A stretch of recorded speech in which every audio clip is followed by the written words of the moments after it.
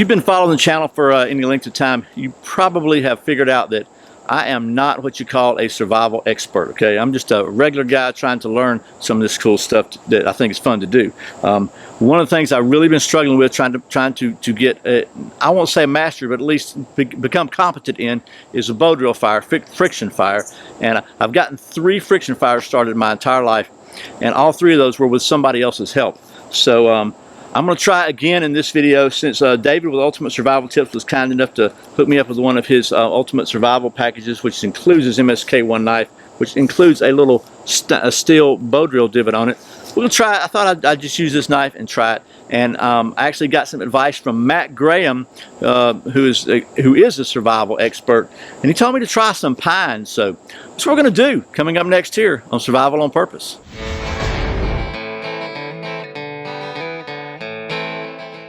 Welcome back to Survival on Purpose, your home for information and gear reviews related to camping, survival, and general preparedness for regular folks. My name's Brian. Thanks for joining me. So, I'm really hesitant to do this video today because it's about 90 degrees and about, I don't know, 90% humidity here in Georgia at the end of July. I'm standing here sweating just talking to you. I'm not looking forward to trying to make a Bowdrill fire, but I really want to do it. Matt Graham, a couple of years ago at SHOT Show, I asked him, happened to just run into him. I said, hey, you know, I know he's an expert at this sort of thing. I asked him for some advice, told him where I live in Georgia. He said, you know, try some pine. I would have never thought about pine as a Bowdrill fire, but I've not been very successful with anything else, so I figure, what have I got to lose, right? So the last time I tried this on camera, it was an ultimate fail, but I'm gonna hang it out there again and try it with you today. Again, I've got the MSK1 knife from Ultimate Survival Tips, the most controversial knife of the last couple of years, I'm sure. We're going to use it in here, and we're going to try to make a Bowdrill fire out of pine. I had some pine trees that fell down over the winter, so they've been dry for about 6 months, kind of laid back in the bushes here. So we're going to try those, see what happens. So let me get you down to the old stump top and we'll get started. Okay, so I just filmed me cutting this with the MSK1, started to chop this with the camera off, so I didn't film it. I just did it and started splitting that out. I'm not going to do it again because it's hot and I'm sweating. So you can either believe me or you can think I'm lying, but I chopped this with this knife. Did not do bad. A lot of people hating this knife. About 1% of them have actually probably even used one.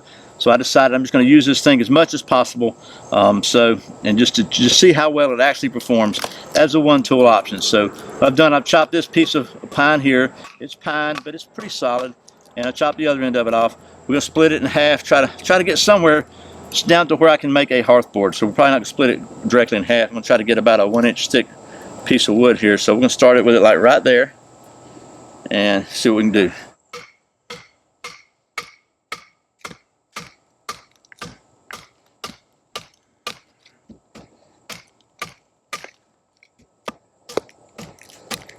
Alright, so we got this so far. Now I'm going to go ahead and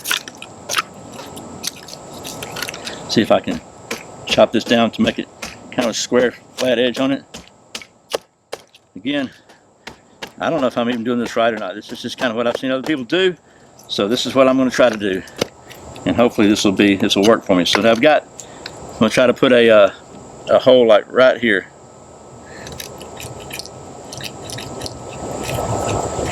Bore down in there like so, and then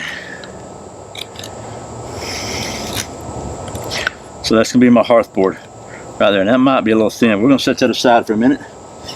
Let me try to make a spindle, and I think what I'm gonna do for a spindle is, I don't know how well this is gonna work, but we'll try and see.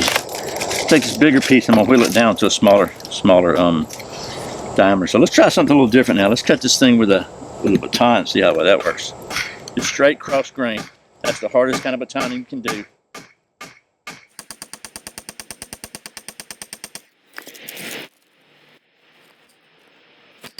Okay. Oh wow, look. No nicks or dings in the blade. So let me just go ahead and carve this thing smooth. So in the past, I've always Made my spindle out of splitting out a piece of wood with batoning it out. I have a larger piece, and I really tried to use a limb before, a branch, but I've also had to, admittedly in the past, I've not really been very successful, so we're going to try it this way this time.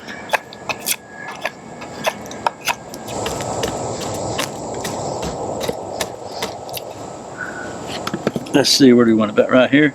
Looks about right.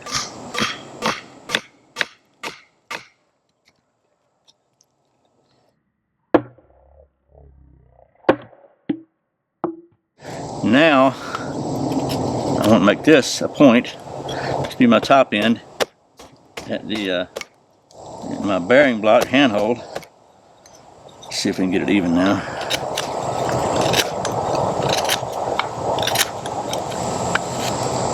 Alright, there's that. Now, make this thing a little bit smaller diameter.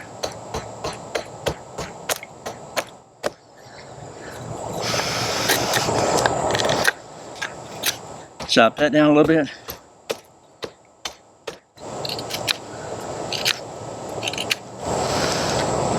Pretty obvious, I don't know what I'm doing, right? Because I'm trying to cut just a little bit of a kind of a, not a groove, but a little shallower place in here to keep the string from going too far off track here on me. So we're going to try that. It's definitely not perfect, but we're going to see how well it'll work. I'm going to get a bow here. Let's see. Alright, so I'm going to go from like up here all the way down to here. So let me just chop this off about right down here.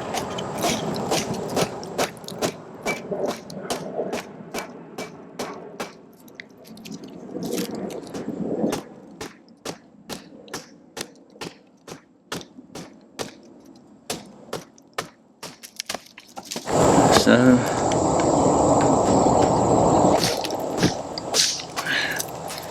you like so.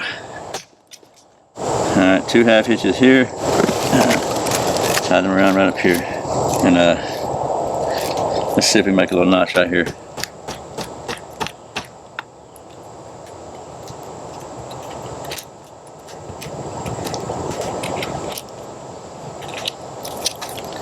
I'm on the other side.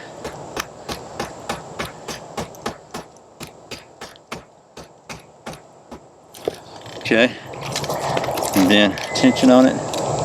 Okay, so we got a bow here. Hopefully that's tight enough. We got a somewhat of a hearth board, and we got a spindle. Got a handhold here, and let's see what we can do. Okay, so I've got a notch here carved, and I got it a little bit wider on bottom because that's kind of what has been recommended to me. A lot of people gave me some good advice in the last video when I failed miserably. So I'm gonna get something to put underneath this to catch a coal, and we'll see what we can do here. All right, so I just got this piece of split out wood here, whatever this is. We'll put it right under there. Maybe we can catch a coal with that. It's providing we get a coal. Let me just go ahead and flatten that out a little bit. Alright. I'm optimistic now. I'm being very optimistic. And just because I'm so optimistic, I've also got a somewhat hinky little bird's nest here, but it's really all I had on hand to make a bird's nest. So let's try again. Pop that in there like so. Put it in the like so.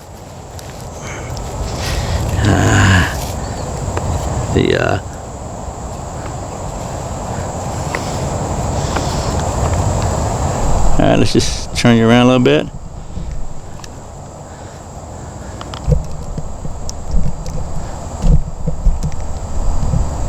How's that? Okay. Let's try. And Matt said I was working way too hard when I was doing it before, so the goal is just to make some dust, I think. Once you get the thing full of dust, then it goes to get it hot.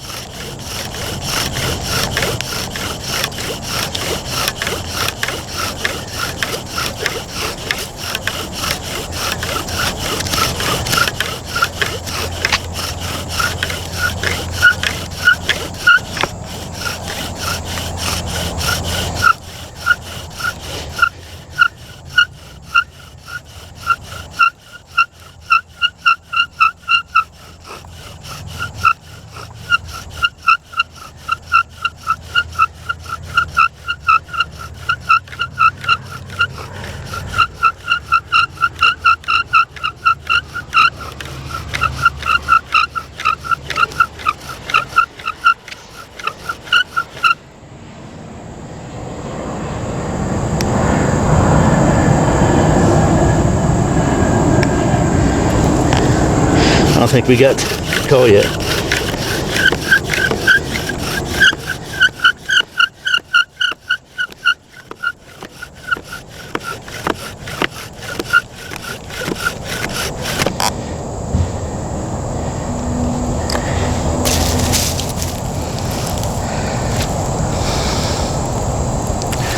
Oh my goodness, do I have it?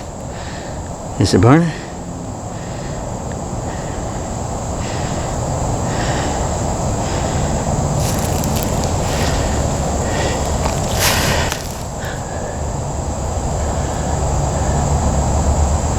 Oh, would you look at that? Oh my goodness gracious.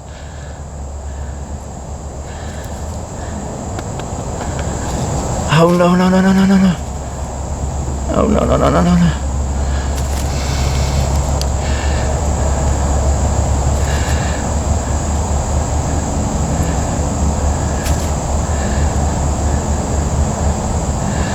Oh man, I got a coal. You believe it?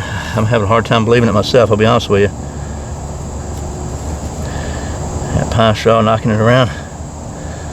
Oh my goodness. Matt Graham's my hero. So, let me get a...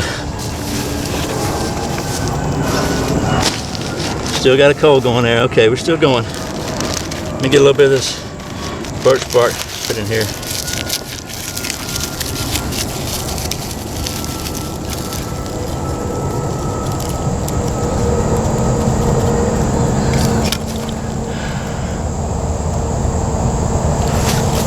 Trying to get up here.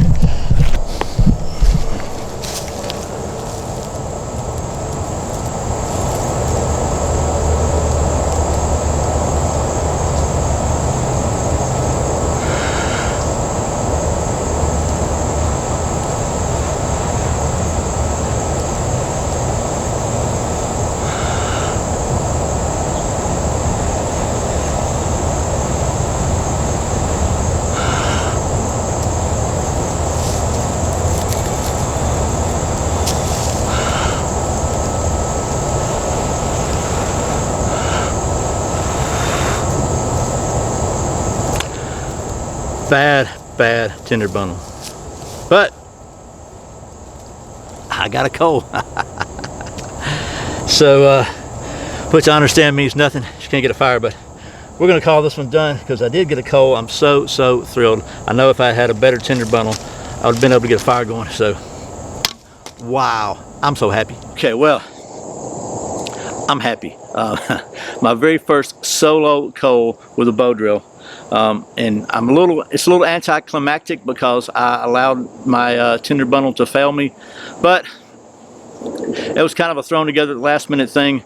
I tried to grab something that I knew was marginal, but the key here is I got a coal, a really good sustainable coal. First time ever, and although this wasn't an MSK1 knife review or video, I will point out that I did it entirely using the MSK1 and some dead pine. No other tools involved other than a piece of bank line. So, like I said, I'm going to continue to use this knife and continue to use it for everything I can think of. Try to video as much of it as I can for you, and you can just determine for yourself whether you think it is a big gimmicky piece of junk like so many people seem to be saying, even though, as I pointed out, probably less than 1/10 of 1% of those people that are trashing this knife have ever even held one, much less tried to do any actual knife stuff with it. So anyway, Thanks to Matt Graham for suggesting the pine. I would have never ever considered that, and it stinking works. Matt, thank you so much. Thanks to David at Ultimate Survival Tips for sending me this knife so I could test it and long-term test it and show it to you. And as always, thank you for watching Survival on Purpose. I put out a brand new video every Friday and every Saturday, and very often random videos throughout the week. You can check out another one right here.